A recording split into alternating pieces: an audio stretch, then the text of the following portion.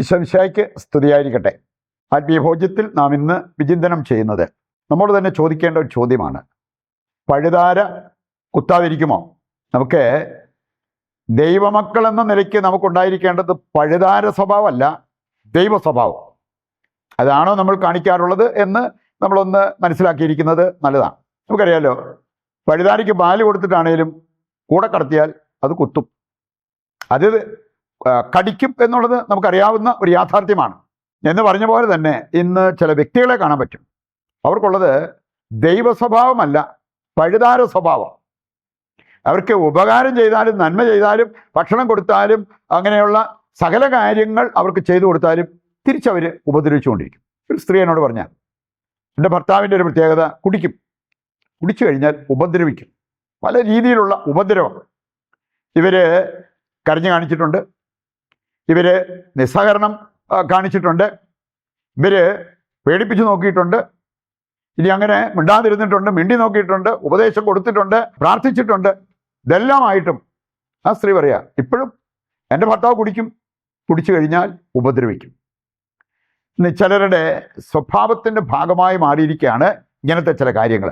നമുക്കിത് മനസ്സിൽ വെച്ചുകൊണ്ട് ഏതാണ് ചില കാര്യങ്ങൾ. ഒന്നാമത്തെ കാര്യം, ദൈവത്തെ നീ സ്നേഹിച്ചാൽ ലോകം നിന്നെ ദ്വേഷിക്കും എന്നുള്ളത് കർത്താവിൻ്റെ വചനം നമ്മെ പഠിപ്പിക്കുന്നുണ്ട്. അപ്പം അതുകൊണ്ട് ദൈവ സ്വഭാവത്തിൽ നമ്മൾ മുമ്പോട്ട് പോകുമ്പോൾ ലോകത്തിൻ്റെതായ രീതിയിൽ ചിന്തിക്കുന്ന വ്യക്തികൾ, ആ കാഴ്ചപ്പാടിൽ കഴിയുന്ന വ്യക്തികൾ നമ്മളെ ദ്വേഷിക്കും. നമ്മൾ കാണുന്നുണ്ട് 1 കൊരിന്തോസ് 2:14 വായിച്ചാൽ, ലൗകിക മനുഷ്യർക്ക് ദൈവാത്മാവിൻ്റെ പ്രചോദനം ഉൾക്കൊള്ളാൻ പറ്റത്തില്ല, ആത്മീയ കാര്യങ്ങൾ അംഗീകരിക്കാൻ പറ്റത്തില്ല, അവരതിനെയെല്ലാം എതിർക്കും എന്നുള്ളത് കർത്താവിൻ്റെ വചനം നമ്മെ പഠിപ്പിച്ചിട്ടുള്ള ഒരു കാര്യമാണ്. യോഹന്നാൻ 15:18 മുതൽ വായിക്കുമ്പോൾ, ലോകം എന്നെ വെറുത്തു, അതുകൊണ്ട് ലോകം നിങ്ങളെയും വെറുക്കും. ദൈവ സ്വഭാവത്തിൽ ജീവിക്കുന്ന വ്യക്തികളെ ലോകം വെറുക്കും, ലൗകിക മനുഷ്യരെ വെറുക്കും എന്നുള്ളത് ഒരു യാഥാർത്ഥ്യമായിട്ട് നമ്മൾ കാണണമെന്ന് മത്തായി 6:24 വായിച്ചാലോ അവിടെ പറഞ്ഞിട്ടുണ്ട്, 2 യജമാനന്മാരെ സേവിക്കാൻ ആർക്കും പറ്റില്ല. നമുക്ക് ദൈവത്തെയും ധനത്തെയും ഒരുപോലെ സ്നേഹിക്കാൻ പറ്റത്തില്ല. 2 യജമാനന്മാരെ സേവിക്കാൻ ആർക്കും പറ്റത്തില്ല. ദൈവത്തെ സ്നേഹിക്കുമ്പോൾ, ദൈവത്തെ സേവിക്കുമ്പോൾ ലോകം നമ്മളെ വെറുക്കും എന്നുള്ളതാണ് അതിൻ്റെയും ഒരു സന്ദേശം. 1 സാമുവേൽ 17-ാം അധ്യായത്തിലൂടെ കടന്നു പോവുകയാണെങ്കിൽ അവിടെയാണ് ഗോലിയാത്ത് ദാവീദിനെതിരെ വരുന്ന ഒരു രംഗം. ദാവീദ് ദൈവാശ്രയത്വമുള്ളവനായിരുന്നു. ഗോലിയാത്ത് പറയുന്നുണ്ട്, നീ എന്താടാ പട്ടിയെ കൊല്ലാൻ വരുവാണോ ഈ കമ്പും കൈ പിടിച്ചോണ്ട്? ഗോലിയാത്തിനാണെങ്കിൽ പരിച, വാള്, ചാട്ടുളി അങ്ങനെയുള്ള ആയുധങ്ങൾ എല്ലാം ഉണ്ടായിരുന്നു. നീ എന്താ പട്ടിയെ കൊല്ലാൻ വരുവാണോ? മറുപടിയായിട്ട് ദാവീദ് പറഞ്ഞെന്താ, നീ വരുന്നത് ആയുധങ്ങളുമായിട്ടാണ്, ഞാൻ വരുന്നത് ദൈവമായ കർത്താവിൻ്റെ നാമത്തിലാണ്. ആ ദൈവം നിന്നെ എൻ്റെ കയ്യിൽ ഇട്ടുതരും, നിന്റെ തലയാൻ വെട്ടും, നിന്നെ കഷ്ണം കഷ്ണമാക്കി പക്ഷികൾക്ക് ഞാൻ ഭക്ഷണമായിട്ട് ഇട്ട് കൊടുക്കും.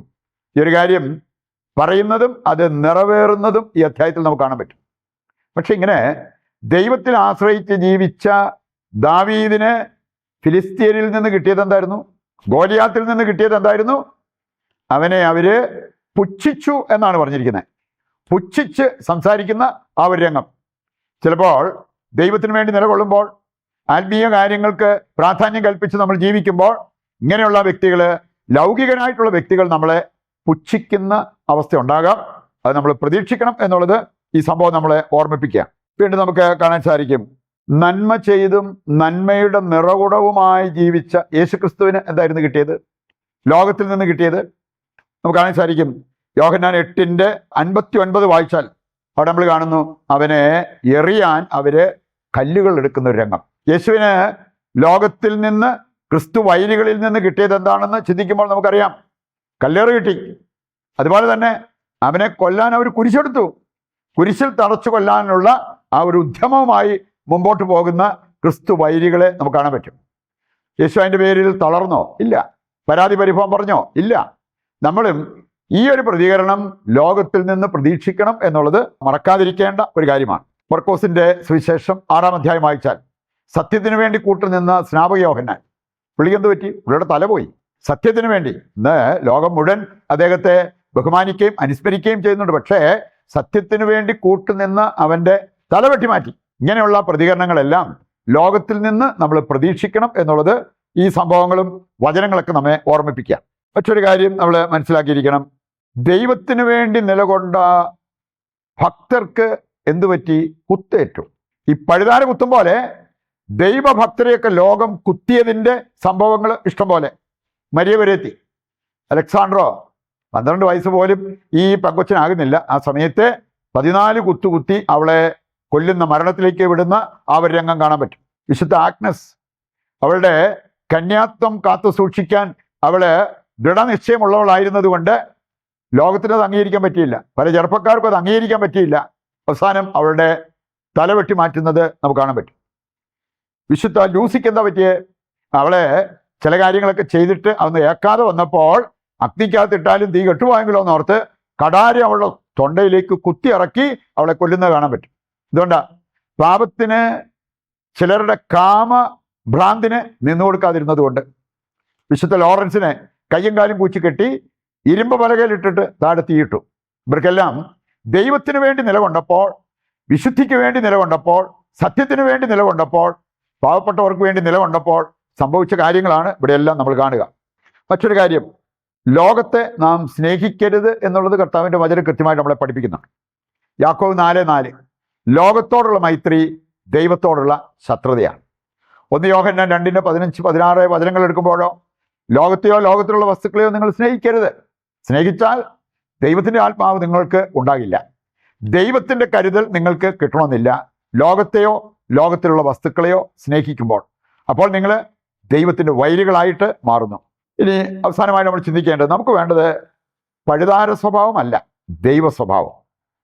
ലൂക്ക 22:42 വായിച്ചാൽ നമ്മൾ കാണുന്നുണ്ട്, യേശു തന്നെ പറഞ്ഞൊരു കാര്യം, പിതാവെ കഴിയുമെങ്കിൽ ഈ പാനപാത്രം മാറ്റണം. പക്ഷേ ഉടനെ പറഞ്ഞൊരു കാര്യമുണ്ട്, എൻ്റെ ഇഷ്ടമല്ല, അങ്ങയുടെ ഇഷ്ടം, പിതാവിൻ്റെ ഇഷ്ടം നിറവേറട്ടെ.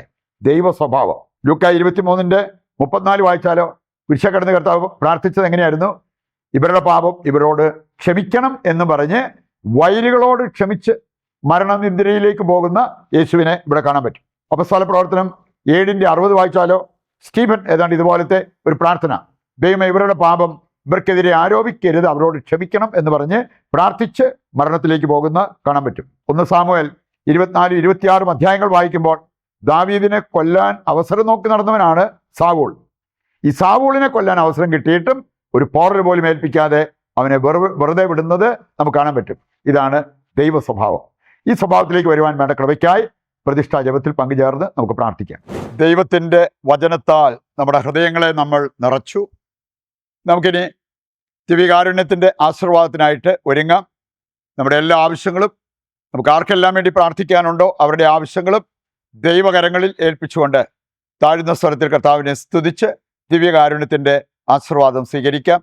യേശുവേ നന്ദി, യേശുവേ സ്തുതി, ഹല്ലേലൂയ ഹല്ലേലൂയ, യേശുവേ ആരാധന, യേശുവേ നന്ദി.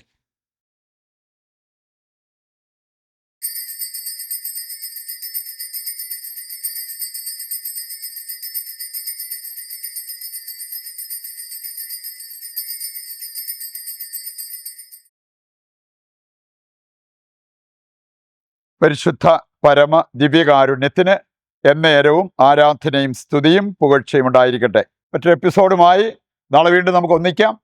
ദൈവം നിങ്ങളെ സമൃദ്ധമായി അനുഗ്രഹിക്കട്ടെ.